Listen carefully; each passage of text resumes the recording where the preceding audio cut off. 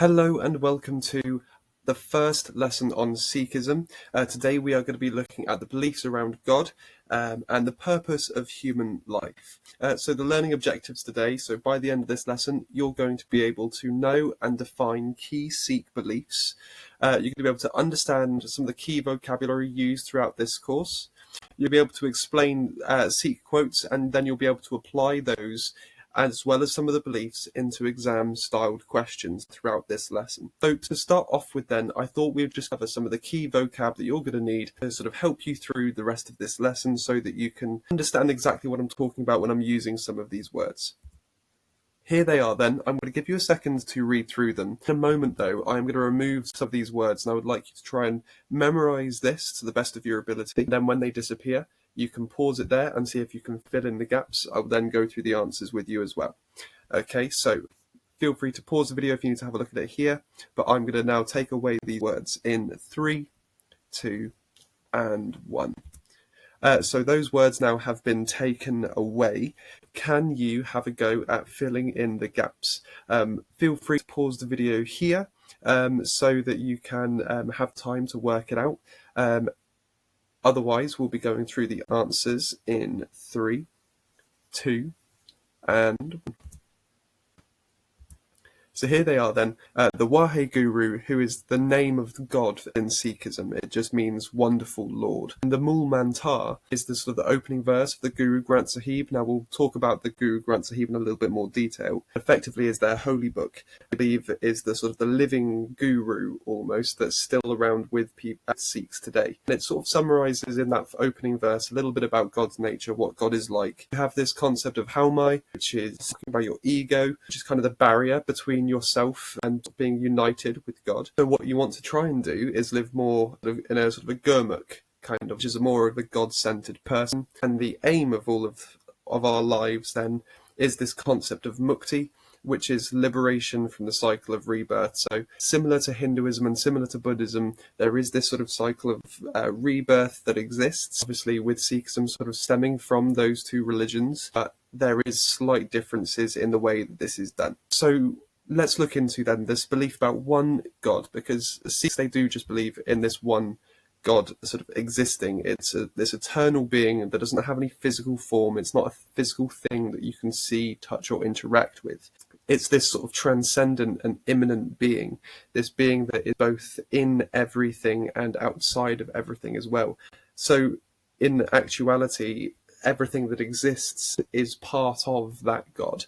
So God sustains the entirety of everything that is in existence. And we'll see here from the Mool Mantar. Now, no, I'm not going to get you to learn this, don't worry, I will give you the translation as well. It basically just says there is only one God, truth is his name, he is the creator. So there's a few other keywords we used in this slide. Do feel free to pause the video here, make any notes if you want some definitions, some words there to the side that might be helpful to you.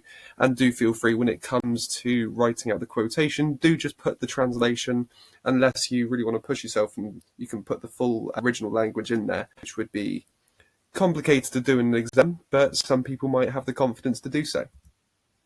So we now need to look at this concept then of God being this creator being.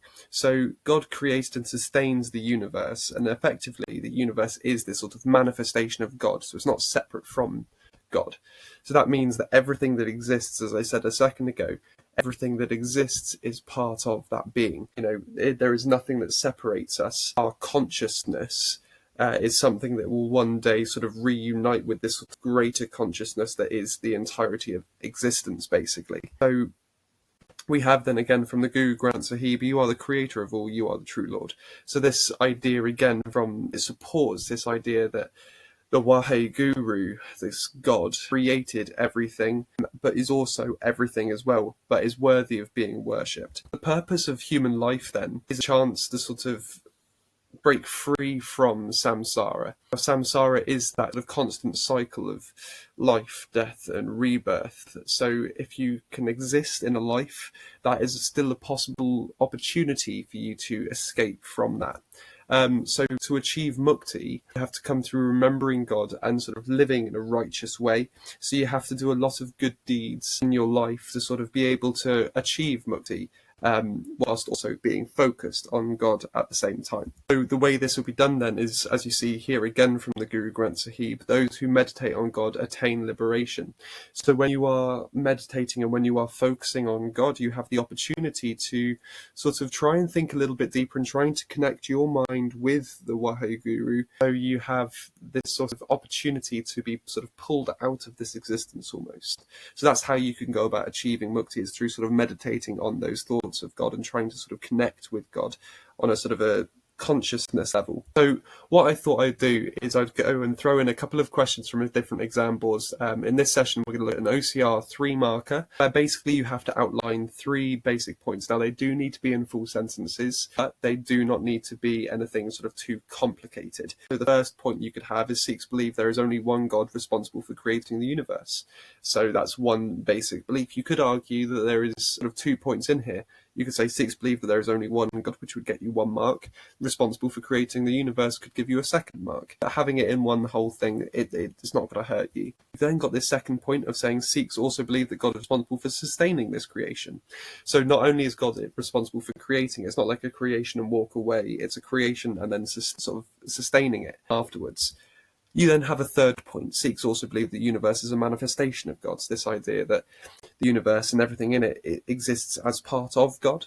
So we are all part of sort of one greater consciousness that is a sort of a core belief within Sikhism. So what we now need to look at is the difference between Gurmukh and Manmukh. Now, for Gurmukh, this is living in accordance to God's will, so your hukam, and is when you're on the right path, when you're on the way to achieving mukti, is when you're sort of living as a Gurmukh. However, a Manmukh is someone who's more focused on their own ego and their desires, their sort of wants for earthly things. Now, this is what we call our haumai. It's a concept that we need to be really self-centered and focus on what can I get for myself, very materialistic kind of concepts. So here we see, again, another quote from the Guru Granth Sahib. Feel free to pause the video here if you want to have a look through any of this information here and copy any of it down in case these are some definitions that you didn't already have, a quotation that you weren't aware of. So I'll be moving on then in 3, 2, and 1. So we'll look a little bit deeper into Haumai and how it can be a barrier to God. So the Haumai is that sort of main barrier to sort of spiritual progress, because there are these sort of 5 thieves are sort of seen within Sikhism. The first one is lust. So when you desire things of the sexual nature, that is something where you're focused purely on the pleasure for yourself and potentially for the other person as well. However, this is not seen as something that is overly spiritual. You're not going to gain anything from that other than a personal feeling rather than giving out to the universe. You've got this concept of anger and how that can sort of damage other parts of the same consciousness, which is seen as going to be put a barrier up to achieving mukti. Same can be said for sort of greed and attachment, these idea that we need to have things or we really attach to them so we won't let anyone else use them. But also this concept of pride, which is sometimes quite a challenging thing for human beings to overcome. Actually accepting help from others and not being too proud to sort of turn your back on other people because you don't think that they're good enough. Those sorts of ideas start to come through.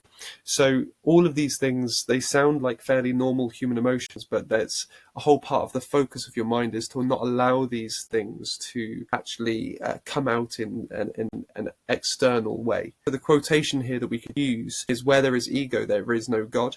It's this idea that whenever we are focused on ourselves and focusing on things like lust or anger or pride, not allowing for the God consciousness to be present in that moment. So what I would rather suggest is living in equality and sort of this sort of living as a one sort of community. They believe that all human beings are equal regardless of their caste, gender or background. Now, this idea of the caste system comes out of a sort of a more older time within India and within the Hindu beliefs of suggesting that you separate your society by a caste. That's a particular social role that they have to fulfill.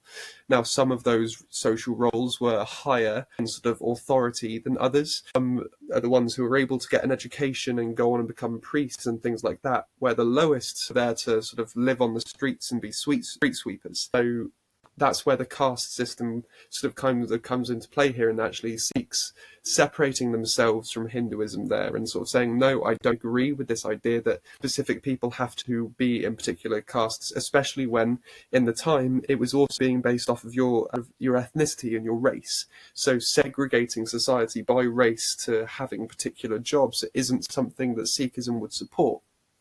They want everybody to be equal. So equality reflected in practices like the langar. We'll talk a little bit more about this later on and a little bit in a future practices lesson.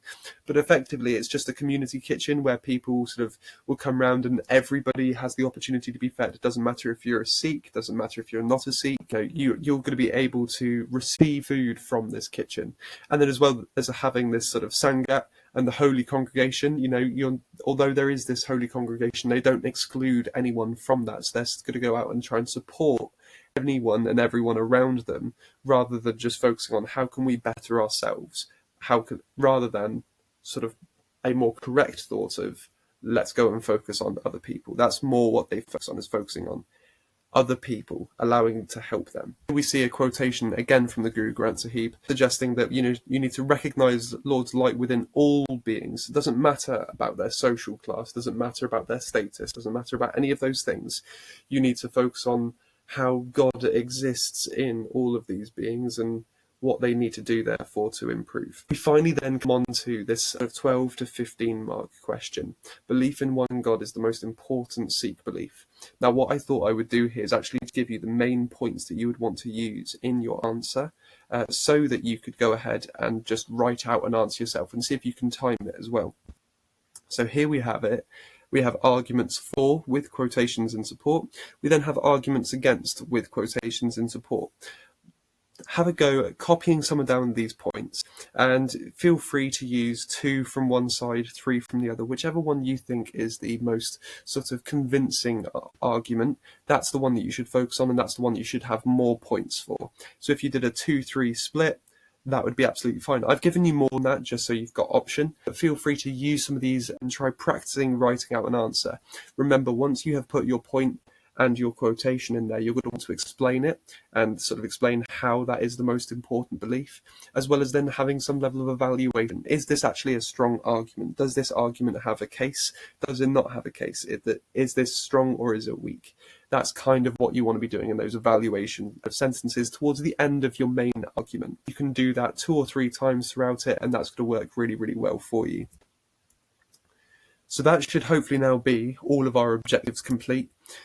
So now we've reached the end of the lesson. You have hopefully understood some of the key Sikh beliefs, understood some of the key vocab that we've used throughout this lesson. You've been able to explain Sikh quotations and talk about what it is that they actually mean, how it is that they link to the key beliefs we've spoken about, as well as then you've been able to apply this to exam-style questions as well. Thank you very much for listening. Keep your eyes peeled because there are more lessons on the way. Hopefully we should have Sikhism, all 4 lessons, out in the next couple of days. Thank you very much, guys, and I will see you in the next one.